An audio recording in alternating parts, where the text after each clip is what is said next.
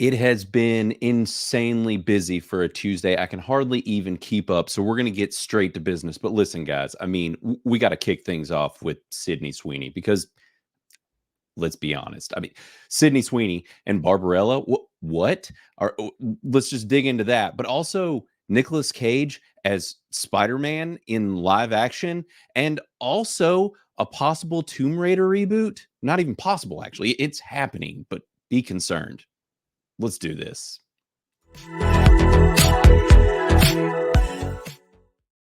All right, straight to business. We all know why you dirty perverts are here. It's because you're all obsessed with Sydney Sweeney. So I'm let's talk about her. I mean, everybody else does it. She's going to be in everything coming up forever going forward because we aren't really allowed to have sex idols anymore in media, and yet somehow she has just been like, screw all you guys, I am going to be that because they love me. So if you don't know what Barbarella is, guys, this is the fact that she's playing this character is pretty magical because it couldn't be any more suited for her. Barbarella was a film made back in the 60s, and I mean, this was basically just space porn.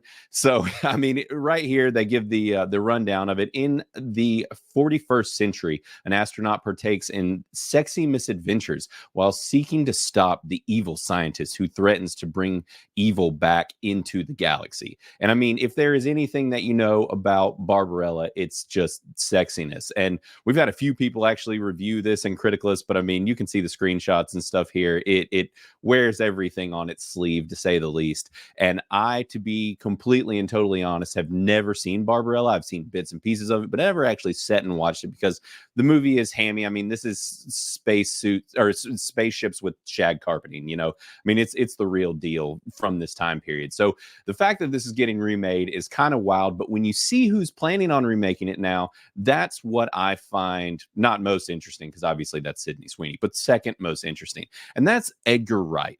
And if you don't know anything about Edgar Wright, I mean, he is a very stylized filmmaker. He has made a name for himself with every movie that he's made, just for its style and panache, if you will. But his movies are very easy to spot. Scott Pilgrim being one of his most famous. He did Baby Driver. He has, over the years, has just really made a name for himself. And the Cornetto trilogy as well, which, if you don't know about that, just go ahead and look it up and just dig into his films. But the fact that he's doing this could be really good news. Now, the other thing is, if you know anything about modern Hollywood and modern film in general, the fact that they are tackling this is difficult because I can't see this being pulled off in the hammy, over the top, hypersexualized way that it was back in the day. I feel like there's going to be some layer of meta narrative that they're going to go for. Now, granted, Sydney Sweeney has really leaned into what the culture has been making her to be, which is this sex icon. So maybe she will have some sway in what is done with this movie. I don't know, because she is actually attached to it first and foremost above Edgar Wright. But I just don't have a ton of faith in modern Hollywood to do justice what this film really is. So right now it sounds like they are more in talks as far as him writing and directing. And I mean, listen, don't get me wrong, Edgar Wright is probably my favorite filmmaker in Hollywood currently. Everything he does I absolutely love. There's nothing that I have hated by any means, but the problem is that he is still part of this modern Hollywood machine, and it just is very hard to trust anything coming out of them. Now, it seems that to some degree in certain studios and certain spaces, they are waking up and realizing that they've just gone too hard and too far with the current political direction. But right now, basically, all they are really doing is pointing out what Edgar Wright is working on, and the fact that Sydney Sweeney is in everything coming up. And it's gonna be a while before this movie gets made. I mean, but the fact that they're eyeballing Edgar Wright is promising.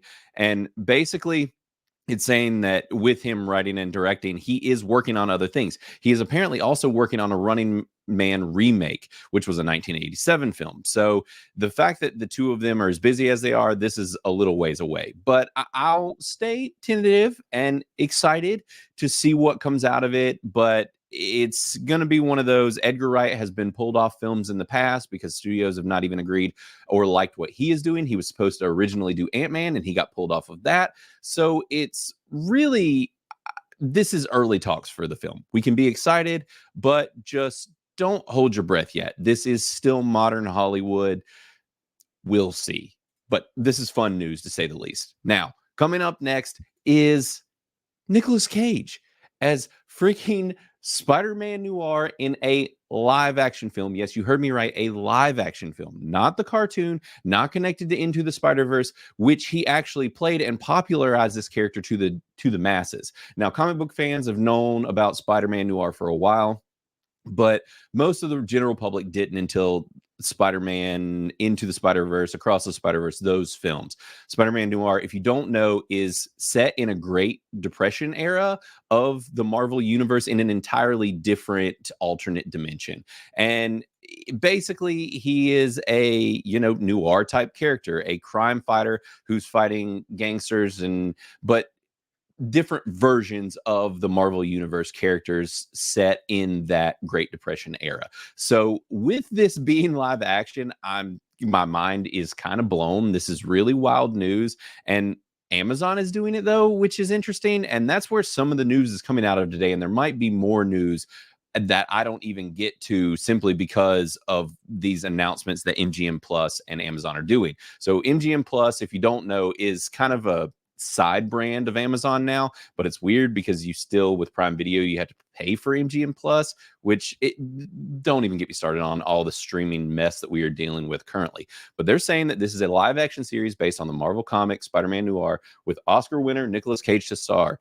The series, which has been in development since last year, apparently, comes from Oren Uziel, who did The Lost City and 22 Jump Street, and Steve Lightfoot, who did Marvel's The Punisher and Shantagram. I do not know what that is, but Marvel's Punisher series was great. The Lost City was actually way better than I thought it would be, and the same for 22 Jump Street. Both are great movies. Now, it says who will serve as co-showrunners and executive producers. Emmy-winning director Harry Bradbeer, who did Fleabag and Killing Eve. Now, he's done episodes on both of these shows. I was a little concerned, dug into him a little bit more. He did not do everything on them. This is what kind of makes me a little bit worried, just because Killing Eve was very good to begin with, and by the last season, it went completely off the rails, just got hyper political and was awful. I couldn't even finish the last season. Really legitimately hated how they ended that show. Fleabag, I actually liked for the most part back when it came out, but I don't know how it would be viewed through a modern lens because it's been so long since I've seen it. But he is apparently going to executive produce the first 2 episodes and direct them as well. So this seems like possibly good news. This could be pretty cool. I'm actually more confident in this than what could possibly happen with Barbarella. Now, who knows? But it says Noir tells the story of an aging and down on his luck private investigator in the 1930s New York who is forced to grapple with his past life as the city's one and only superhero. So it sounds like they're sticking to the Spider-Man Noir story, and they're just letting Nicolas Cage star it. This sounds really fun and pretty freaking cool. I'm excited. It's who knows? I mean, Amazon, they're hit or miss. Some of their stuff can be phenomenal. Some of it cannot. So it's really just a toss up. Now, the next bit of news is actually also coming out of Amazon Studios, which is what I mentioned. But this I am not excited about, and I am extremely worried, to say the least. The bit of news is that Phoebe Waller-Bridge is going to be heading up a new Tomb Raider series. So this worries me. Phoebe Waller-Bridge adaptation of the video game Tomb Raider is scaling the walls at Amazon. The streamer has handed the project a series order. So that means that this thing is happening. I mean, this is getting made, and Phoebe Waller-Bridge is behind it. If you don't know anything about Phoebe Waller-Bridge, she came off fairly promising with Fleabag, but then as her career has progressed, I am not confident in anything she touches, and honestly rarely want anything to do with any of it. She was in the most recent Indiana Jones film, which is currently sitting on Criticlist at a 33% from 26 folks. People really don't like this movie. I mean, we've got Heinouses and the whole gamut here, but we have no most excellence and barely even any decents. I mean, there's a whole lot of Heinouses. It's hard to get this many. So, I mean, which granted, she just starred in it. She didn't write it, I know, but I mean, she has been tied to other things as far as writing, which is Killing Eve. And if she had anything to do with that last season's writing, then God almighty. And she did No Time to Die. And let me tell you, it is hands down the worst James Bond film. I freaking hate it. It's a piece of trash, and she wrote it. And that was when my faith in her really went down, because that was kind of what she handled after doing Fleabag. And I just don't trust that she can do it right. Now, what it says here is that she says, if I could tell my teenage self this was happening, I think she'd explode. Tomb Raider has been a huge part of my life, and I feel incredibly privileged to be bringing it to television with such passionate collaborators. Lara Croft means a lot to me, as she does to many, and I can't wait to go on this adventure, bats and all, said Waller-Bridge. Now, if you don't know anything about Tomb Raider, it's a video game series that's been around for a long time, and it's basically Lady Indiana Jones. Now, we've already said she was attached to another Indiana Jones project, which didn't do too well, and she is one of the main reasons that people disliked that movie. And if you have not been paying attention in the news lately, there was actually another article that came out where basically the Tomb Raider franchise is already getting messed with. There's a board game that came out, and they buried in the descriptions of the actual rule book some things about basically that their goal with Lara Croft was to just eliminate colonialism and come after all the problematic things of the series. And it says later games released in the franchise have started the work of addressing this by having Lara Croft acknowledge her past mistakes and try to understand the show and show respect for the cultures and communities she comes into contact with, which is what it says in the manual. It also allegedly noted that just Treasure Hunter knows better than to decorate her mantle with the stolen artifacts and now prefers to prioritize seeking the truth. Much of the game is inspired by her humanity, struggle with heroism, and her tenacity. We believe that all three aspects are an important component in creating a game that celebrates history and culture while acknowledging the respect and work required to live in a world wounded by colonialism. Now, this is just speaks to modern culture. I mean, and I know that this isn't about the show. I get it. But the thing is that this is connected to the franchise. This is already things that is happening in this space. And if you know anything about Phoebe Waller-Bridge, she might as well have written that. It's just the type of creator that she is, the type of person that she is, very activist minded. And so this is probably going to freaking suck. Like, this is probably going to be really, really bad. So be worried about the new Tomb Raider show is all I got to say. I'm not really excited, and this isn't looking good. But to kind of get over this hurdle of the bad news, what I'll do is talk about Judi Dench, because apparently she's a friggin' real one. What she said is Judi Dench rails against trigger warnings. If you're that sensitive, just don't go to the theater. I mean, what a freaking savage. These older Hollywood types are starting to have problems with what is happening in film, because it is disrupting the way that films are being made, and it is disrupting quality storytelling because they are putting the priorities aren't right? Like, they're prioritizing these agendas over the actual quality and subject matter. So this was in a interview that she did with the UK Radio Times, and she basically was like, they do that, they actually censor things or warn folks before they watch them. And she says it must be a pretty long trigger warning before King Lear or Titus.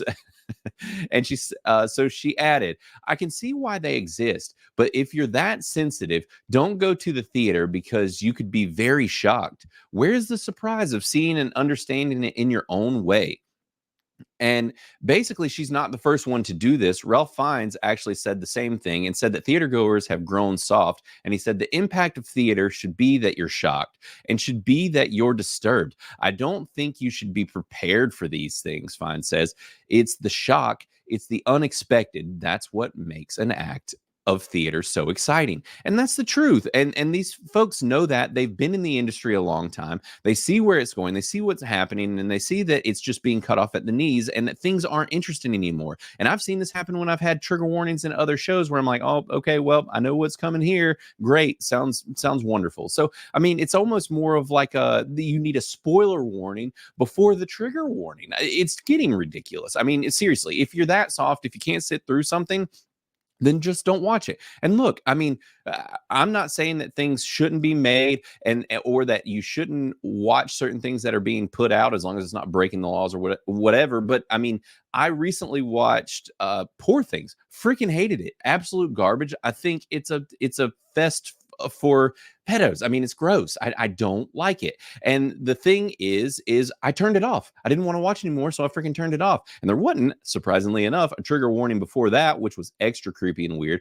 But then there's other things that you do get trigger warnings for that just don't make any sense at all. So, Judi Dench, way to be a real one. Tell people what's up. Like, this is just getting a little ridiculous. And closing out, I know I'm already over again, but this is just the news has been wild the past 2 days. Is just get ready, guys. Here we go. It's a Comcast to offer a new Peacock, Netflix, and Apple TV Plus streaming bundle, because that's what we need, because we got rid of cable. And guess what? You know what's better than that? We just why don't we just bring cable back? Because I mean, we're basically there already. So this is just basically the CEO over at Comcast, Brian Roberts, has announced that they are going to do this combo, and it's coming fairly soon. And what they're saying is that it's going to be at a vastly reduced price to anything that is on the market now. So basically, you're going to get all these services, which many of us have a lot of these services already, and you're going to get them at a bundle. But I mean, this is just more of the same. We've seen recently that Disney is bundling as well and obviously we already have the Hulu Disney bundle because all these companies are buying each other up, and there's Paramount, and there's just so many weird freaking things happening right now that it's going off the rails. And there's just going to be more of this until we just have cable back again. That's what's happening. Cable's coming back. Get ready. Oh God. Soapbox over. I mean, guys, it's just the streaming stuff. It worked and it was great for a bit, and now it doesn't seem to be working. But this has been a lot of news, some really good, some we're tentative about, some, is just, we'll wait and see. I'm excited. I mean, there's at least a lot of things happening in the industry now. When we had the strikes going on, there was no news. It was boring. And right now it's just like news. And I'll take it. Even if it's bad, we'll talk about it, and we'll wait until see and when these things come out and see if they're any good. But guys, as always, make sure to go to criticalist.com, critic, and then less. Go to criticalist.com or download in the app stores, Apple or Android. Create you an account, come say hi, and obviously like, subscribe, comment, keep us rolling along in the algorithms. And thanks for showing up as always. And I will be back to talk about more news tomorrow. Love you guys. Doses.